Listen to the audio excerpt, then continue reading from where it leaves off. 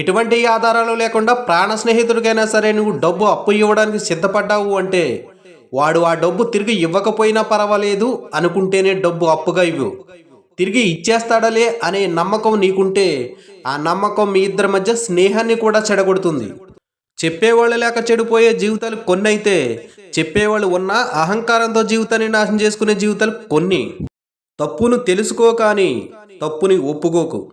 తప్పు తెలుసుకుంటే పశ్చాత్తాపంతో ఇంకోసారి తప్పు చేయడానికి భయపడతావు. తప్పుని ఒప్పుకుంటే ఒక్కసారి చేసిన తప్పుకి జీవితాంతకాలం నీ మీద తప్పులు నెడుతూనే ఉంటుంది ఈ లోకం. ఒక చొక్కా రోడ్డు పక్కన పెట్టి అమ్మితే దాని విలువ 100 రూపాయలు ఉంటుంది. అదే చొక్కా ఏసీ రూమ్లో అద్దాల భవనంలో పెడితే 1000 రూపాయలైనా కళ్ళు మూసుకుని కొంటారు.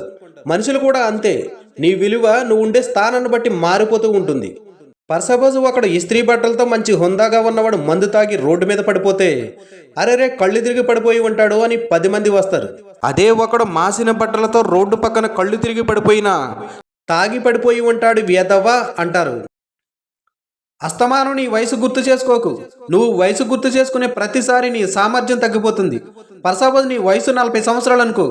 ఇప్పటికే 40 సంవత్సరాలు వచ్చేసాయి, ఇక నేను ఏం చేయలేను అని నిన్ను నువ్వు నిరాశపరచుకుంటావు. అదే నువ్వు 20 సంవత్సరాల వయసులో ఉంటే ఇంకా బోలెడు వయసు ఉంది, ఎప్పుడైనా చెయ్యొచ్చు అని నిన్ను నువ్వు సమర్థించుకుంటావు. నీ పనిని మాత్రమే గమనించుకో, నీ లక్ష్యాన్ని మాత్రమే గుర్తుంచుకో. అలవాటు నుండి తప్పించుకోవచ్చేమో కానీ వ్యసనం నుండి తప్పించుకోలేము. సరదాగా మొదలైన ఒక పని తర్వాత అలవాటుగా మారుతుంది. అలవాటును కొనసాగిస్తే అది వ్యసనంగా మారుతుంది. వ్యసనాన్ని కొనసాగిస్తే చివరికి జీవితమే పోతుంది. నీ ముసలితనంలో నీ పిల్లలు నిన్ను బాగా చూడాలి అని కలలు కనకు. ఇప్పుడు నీ ముసలి తల్లిదండ్రుల్ని బాగా చూడు.